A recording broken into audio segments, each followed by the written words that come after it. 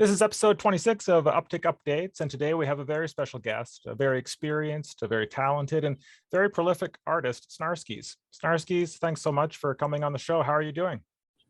Hi, thank you so much for having me. I'm doing well, thank you. Awesome, awesome, looking good. And Brian, it's good to see you too. I guess the team got a lot done last week. You had a successful week?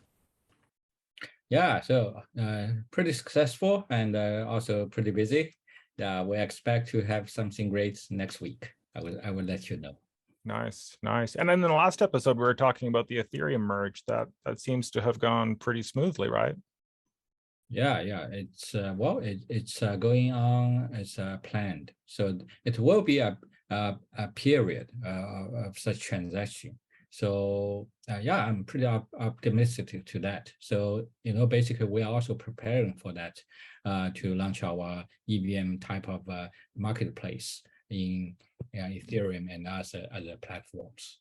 Yeah, coming soon. Good. Okay, so Snarskis, in this episode, we want to get some feedback from the community and talk a bit about your experience using Uptick Marketplace and just your experience in the NFT world. I guess you've been selling NFTs for about a year and a half now, right? Absolutely, yes. So Uptick, I think I joined, if I'm not mistaken, perhaps 3-4 months ago, something like that. And to be honest, from the beginning, I really love the platform. And because in these days you have so much competition between the platforms, I think you're doing really good job on everything, the way the platform looks, marketplace, the way you do highlights and all the UI experience. And also, I absolutely love the fact that you can mint your art just over the phone. So to be honest, all the pieces I minted so far on the Uptick has been done from my smartphone. So I think this is a huge advantage and really convenient for artists. Cool, that's good to hear. I didn't know it was all from your phone, but nice. I was just going to show some of your stuff on Uptick there. Yeah, 2 sales so far. Absolutely, super excited about that. Nice. It is really great. I love your Telegram, Twitter, what you're doing there. I really love that. It feels like 2021 at the very beginning of the NFTs when the community was super friendly, encouraging each other. It's really amazing. Really, everyone is very friendly. Absolutely love it. Nice. Good to hear. So what have you been interested in these days regarding art, NFTs, blockchain? You've been at it for a while. What are you excited about now? Yeah, so I think it's the same plan since the beginning. It's just focusing on the art piece and just uploading it, being consistent on social media, showing the art process. And as we are now in these days, we are like individual brands. And I think what I'm trying to do is to just keep really consistent on my pieces and promoting it and minting it on marketplaces. And I think people are more interested now in these days about the process. So I'm trying to share a bit more of that as well, to show behind the scenes how the art is being made, time lapses of digital painting or physical painting, and basically just trying to focus on this path. Nice. So, and what drives you to keep making art? Well, that's the thing. I think during these 2 years, people saw projects and PFPs and other various projects where people jumped on the platform, tried to make quick profits and disappeared. And what I'm trying to do and continue to do is to prove that I'm not going anywhere where I started, keeping the same speed and pace and creating art. And basically because I'm artist, that's the way it works. You just keep working on it. And for me, it's very important just to prove that I'm here for a long time. So that's why I don't do pauses or anything like the other projects. They appear, pump and dump, disappear, and you don't know what's happening. They over-promise and they deliver. So what I'm trying to do is to not promise too much, but over-deliver it over the time. Yeah, I should maybe pull up your OpenSea there. You've got quite a collection. Do you know how many you have in here? I think it's supposed to say, I think it's around 120. So now I started to mint a bit slower, but I'm relisting the pieces because some are listed for different times, periods of time. So some pieces are for sale for a month, some are for 6 months. So just trying to play around with the relisting the pieces, keep massaging, because I believe that the pieces are just keep appearing in like a different feeds while you're doing that. But yeah, so I have now like a solid collection of, I think, over 100 pieces, and just trying to grow it slowly. Nice. And the plan is for the Uptick as well, just create new pieces, and some goes on OpenSea, some goes on Uptick, and end of the day is my work, so it doesn't really matter from which platform you purchase it, as this is same artwork that you can transfer it between the wallets if you wish. Yeah, interesting. And you said some of these are older, right? So absolutely, you have a lot of work catalog that you can put up at any time, right? Yeah, so some of the pieces that I keep finding from 2010, and pieces are physical, some are digital, and I just re-upload them. So I created like an old folder that is 2010 collection, and I re-upload those. So I think this is a really great way to distribute your older digital art. So and also I think it gives like a different sense of value. And also as well, it shows like, for example, particular artists was doing this not because of NFTs and just to focus on the NFT space, but there's like a bigger story behind that. So I like to show older pieces as well. Even those could be perhaps not perfect, not as good as I can do it in these days, but I think it just shows a bit of history, you as an artist, and how you grow during this time period. Yeah. Any questions so far, Brian? Any comments? Yeah, I think it's pretty good to understand your approach to the NFT space. So actually, I'm pretty curious about a question.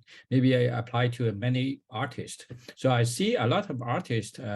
Well, basically, we see an analog artist and a digital artist, right? So and because of the NFT, actually, people are trying to transform or combine them into under this bigger concept.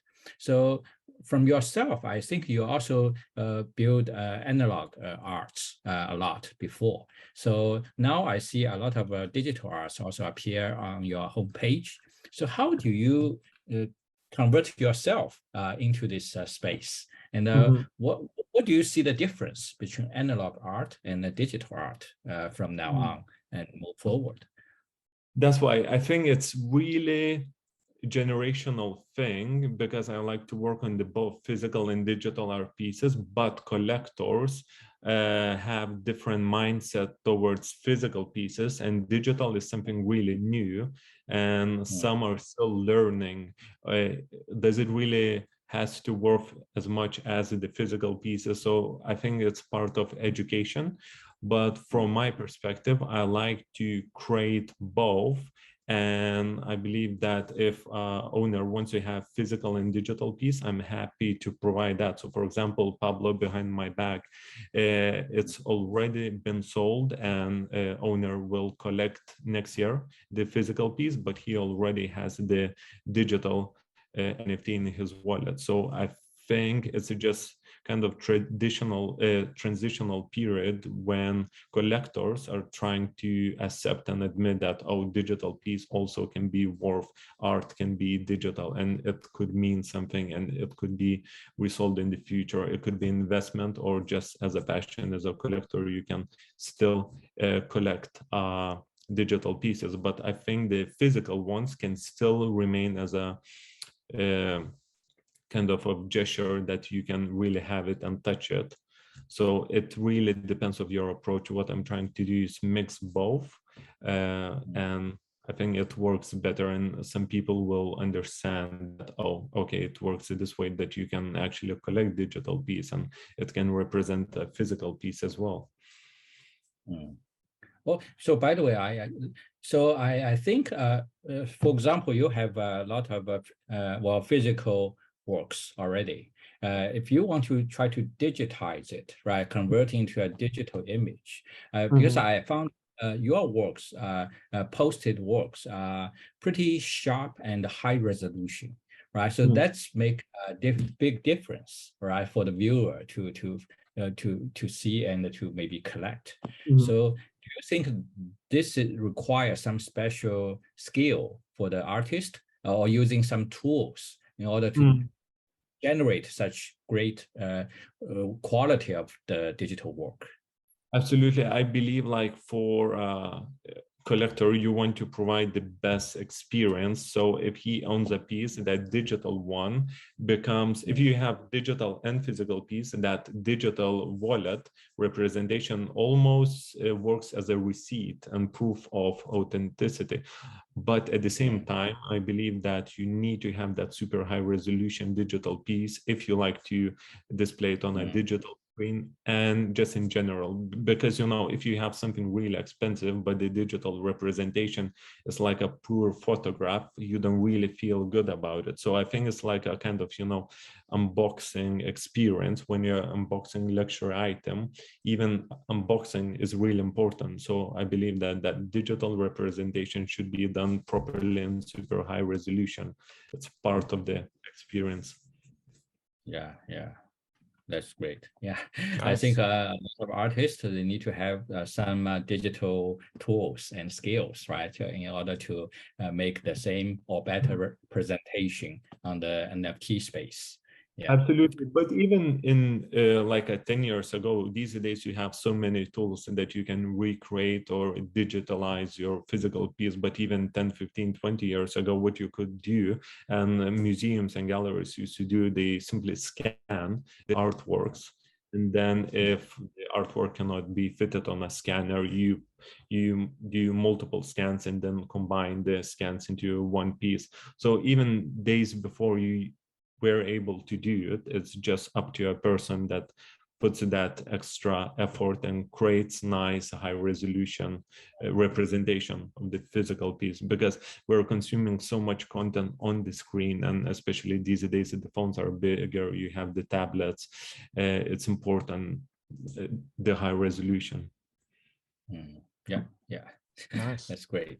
Nice. So how many have you been printing out, Snarskis? Have you seen a trend more and more, or is it a steady flow, the ones that end up getting printed? Something steady, because what I'm trying to cover as individual is so much, so there's so much I can do. So what I'm trying to do, cover by showing my behind the scenes work, then constantly I'm do work on a new digital pieces that are coming as well on weekly basis, but not everything is being posted. And then at the same time I do print new artworks and slowly working on them. So I have some ready, and then if I like something that I made recently as well, I order for print. And then of course later I do apply mediums like a spray paint, gold leaf, acrylics, varnish, and etc. to make that into not just a poster, but that it is a mixed medium artwork. So as individual, I'm just working steadily on all fronts, showing the process, digital and physical pieces, and everything is just coming slowly.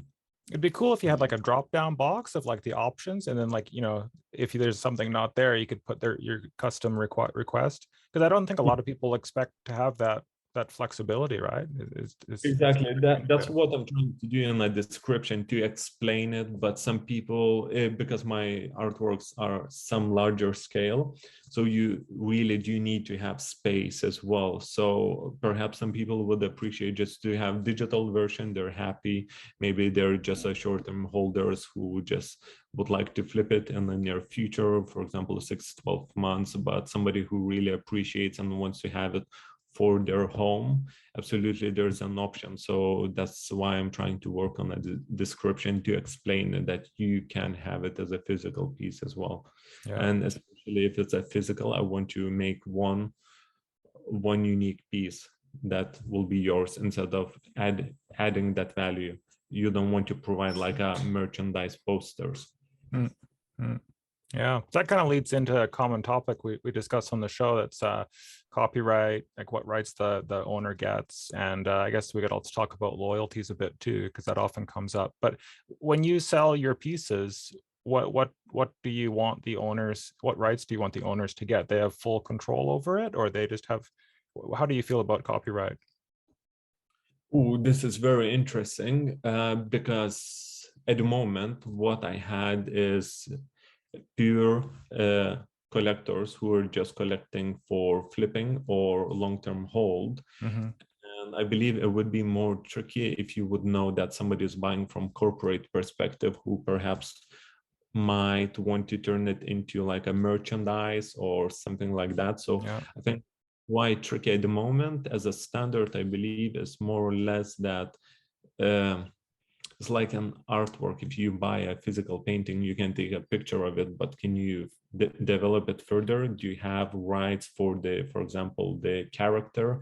It's quite tricky because in these days you see the apes being animated, Eminem and Snoop Dogg using it in their kind of merchandise, music videos, and their clothing. So it's quite tricky at the moment. I'm quite flexible for that. So what owner has, he will get a digital version. If he wishes, will receive a physical piece as well. And then going further, I didn't have inquiries like, oh, we want to make it something more out of this. Interesting. You want to jump in there, Brian, or? Yeah, so I think this is a very important topic, but there's no very solid solution yet because the whole industry is just getting started and moving on. So as like we discussed before, the loyalty is one part. So we want to make sure, especially for the artist, real art work, we want to make sure the artist can collect loyalty all the times. Right, it should not be just transfer to another marketplace. Then you lose the loyalty. That's not good. At the same time, the copyright part. So copyright part, you can basically what I was thinking is to create multiple level of copyright license. So that really depends on the seller and also buyers on the different level of pricing scheme. Right, so to decide whether it's totally open sourced, free, or it's a non-commercial use or some partial commercial use. So we can just define, provide all those options for the artist to choose, and also maybe for the buyers to choose. Yeah, so that just make sure it's totally flexible and. Of course, the loyalty and the copyright, once it's determined, it should be protected always, right? Oh, absolutely. This sounds really interesting because, as I was saying, as an artist, you can think of only very few things you're focusing on your work and branding, etc. But that's why it's really good to have platforms who are thinking outside of the box and suggest and provide these solutions, because it sounds really good. For example, if a person is able to purchase an NFT, but they like to have it just for their sake as a collectible. But then, as you mentioned, you can have like a drop down to choose licensing. Oh, maybe we want to turn this into a cartoon because we really like the character. Or for example, we would like to have for some different purposes. So it really makes sense, and I think it's would be a great solution to protect artists for their work. That's really a great idea. Yeah, because we really want to make sure the creators, the artists, should sit in the center of the stage, right, in Web3. So they should have the full right to choose and decide, but they are not technical guys, right? They're not business guys. So then we should provide all the convenience and the tools to choose. that can help them to really stay in the center of the stage, right? Otherwise, it's just a story, right? It won't happen. Yeah. Absolutely. That's really good. Especially I noticed on Uptick, you have already multiple options for that you can sell just one piece, or you can sell multiple pieces. It could be a ticket, like you're already working towards that multi-medium NFT platform. So I think this is really great because some people are working on these different mediums, that it could be a ticket for the concert that lasts for 10 years, or it could be collectible, could be piece of music and copyrights for music song and able to receive royalties from the musician. So I think this is really important that we are at this stage 2021 that NFTs just show up, we can just sell monkeys, but in the future that there's like a next step that it can become bigger digital product. Yeah. Oh, by saying this, I found you designed a cover album cover for musician, yes. Right? So, yes. So can you share a little bit about that? What do you think about that? The maybe potential link to NFT world? Oh, absolutely. I think music and art will be as close as ever before, because it was always two parts of the culture that meant a lot, but it was difficult to distribute. And in 2016, I was approached by the musician, and it was a great collaboration, because normally you have these kind of opportunities when you work at university. You have multiple creatives from different departments, so you can easily connect with the other people. So somebody is working towards music, somebody is doing video editing and art. So this was like a perfect example where over the Instagram we just connected and we spoke like, oh, I'm working on this album, would you be interested in creating this piece? And we sketched out, we collaborate, and the piece came alive, and now it's an album cover. So it was really great experience. And in 2016, it was kind of example of what Web3 could be, and we didn't even know what we were working on, but it was completely digital artwork made for digital album that was only available for downloads and etc. So I think even like many years ago, people were working on digital products, but there was no right platforms to monetize it.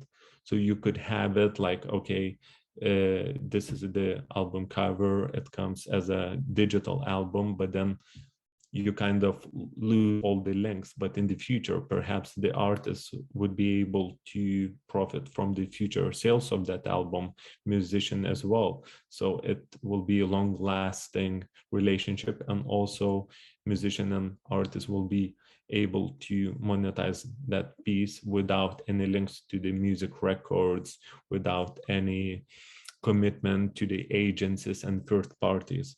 So I think Web3 will answer and liberate and musicians and artists and many other industries with this smart contracts that you don't have to depend on some kind of agency, the doorkeeper, who will tell you, no, we don't like this album, we don't like this art, this is maybe too provoking. You'll have liberty where people will be able to choose. If they like, they will consume. If they don't like, it's just a open market solution.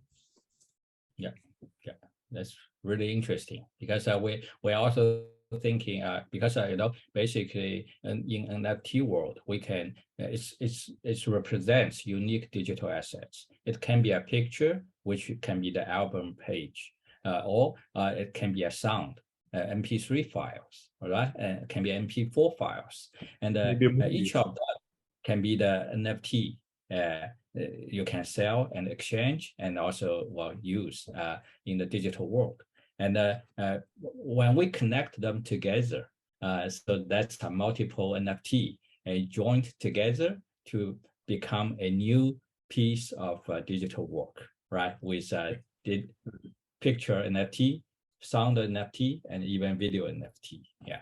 For example, maybe Uptick could become in the future as a Netflix. Maybe you can approach like a short film creators who it's really difficult as an independent creator, even for a movie, to push it through like through the awards or like a festival, movie festivals. You have so many doorkeepers everywhere, but maybe it could be Web3 Netflix version where you pay cryptos and you monthly, and maybe you have that access gallery of the shows, music, and etc.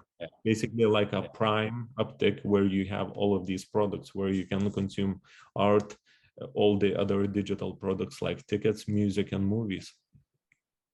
Yeah, exactly. Yeah. Oh, I have another question to you, Snarski. So I found on your website you have a pretty good gallery, virtual gallery. So how do you see this type of virtual gallery? Maybe it can help you to engage, create the engagement with your visitors, your collectors.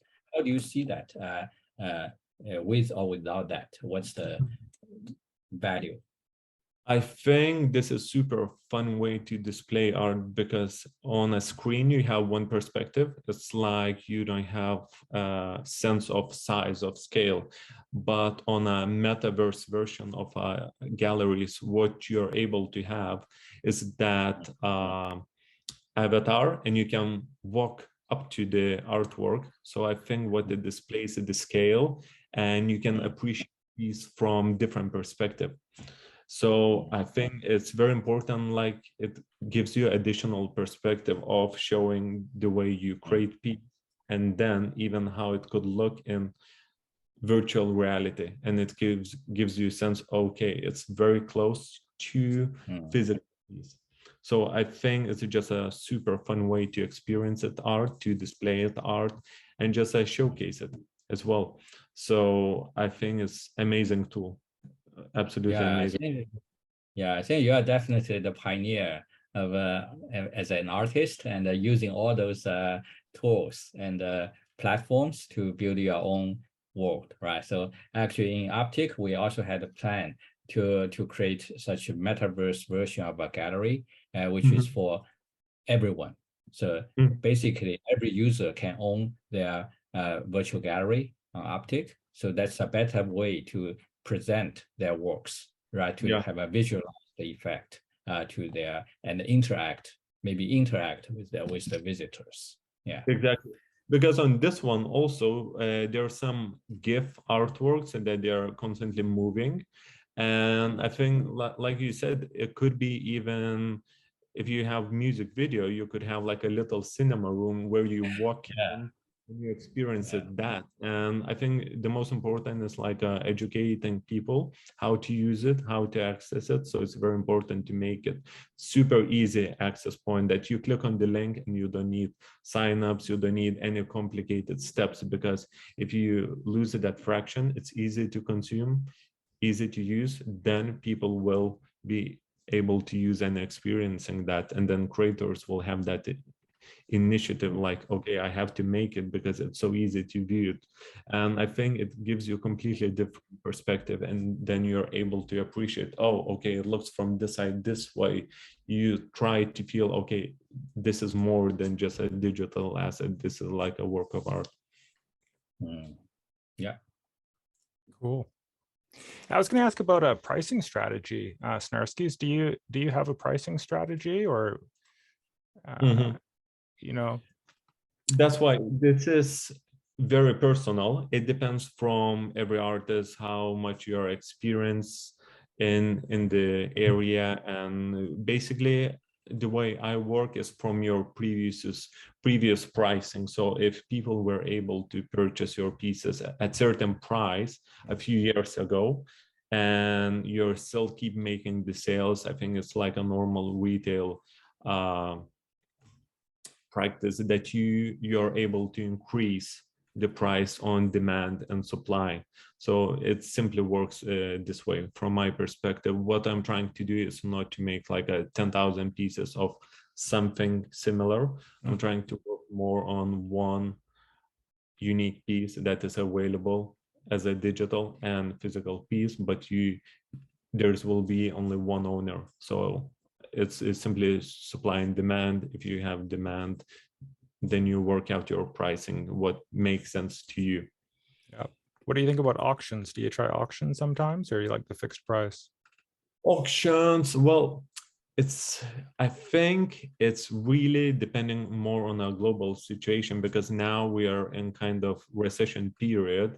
We had a great bull run in 2021. We had more people, I believe, on the marketplaces. There was some more activities, because I can see that it seems you have more views on platforms, because you are able to open artwork. And for example, if we open this one, we are able to see how many views we have, how many likes we have.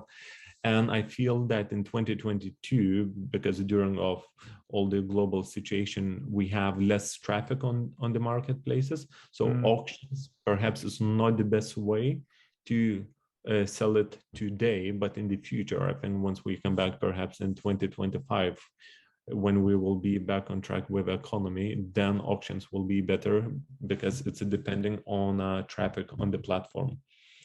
So to be honest, I like to play it this way, that I create new piece, I mint it, and then it's available for sale without limitations. But really depends on the project. I think it's kind of creative approach how you utilize certain tools, for example, auction or multiple pieces. So I think it's kind of a interesting way, but for me, I prefer it just to upload it and it's there available for the buyer. What about self-promotion? I see you're on Twitter a lot, and I don't know, maybe there's some other places where I don't check. I think you said in the past you have a Discord. Have you found any effective ways of reaching collectors more recently, or what's your take on that? Well, I feel that so many people got on Twitter only because of the NFTs. It seems like so many people, personally, I got on Twitter. I had kind of Twitter account, never used it because I'm more visual. I really liked Instagram. But I think for communicating, Twitter, Instagram, Discord is quite good, but I think you need to choose platform which is the biggest one. So I tried the other ones, but I believe Twitter, Instagram is great. What else do I use? Instagram stories is great, a lot of engagement there. But I think these are two my main platforms. Then I'm trying to write a little bit more content on Medium as well, just for kind of SEO perspective and covering the topics and not necessarily talking just about my art. I talked about a bit more like recession market, that market is going down, and because Bitcoin did not show that it's kind of digital gold during these days, that it plummeted. It's basically a risk asset, exactly the same moves with NASDAQ, with technology companies. So I talked about that. So I think as an artist, what you need to do, try to use multiple mediums, word, visual, and just choose the biggest platforms. Like we had Clubhouse in 2020 and it disappeared. So you have to be careful as well, investing your time. Live shows? Do you do gallery stuff? I'm working on this, on physical pieces. So that's why now I'm focusing a little bit on that and looking for opportunities because I'm based in London, for a space to demonstrate physical pieces, but have that link that you're able to access it, NFTs as well. But I'm kind of in process working with talking with galleries and a bit educating themselves, because that's why it's one of the reasons I'm still working more on physical pieces simultaneously with digital, because galleries are still a bit behind. They are not educated. They still do not understand technology. For us, it's a bit different. For some, it's first time or second time they're hearing about NFT technology, and that will be a process. I believe only in 2 years we will see as a common practice to see gallery using NFTs and physical pieces. Brian, do you have anything to say at this point? Yeah, I have another question. We take this opportunity, right, to ask Snarskis. So I think, currently in NFT marketplace, so you can see a lot of so-called works, but a lot of them probably based on your standard, maybe it's not really art, right? So like a lot of things mixed together.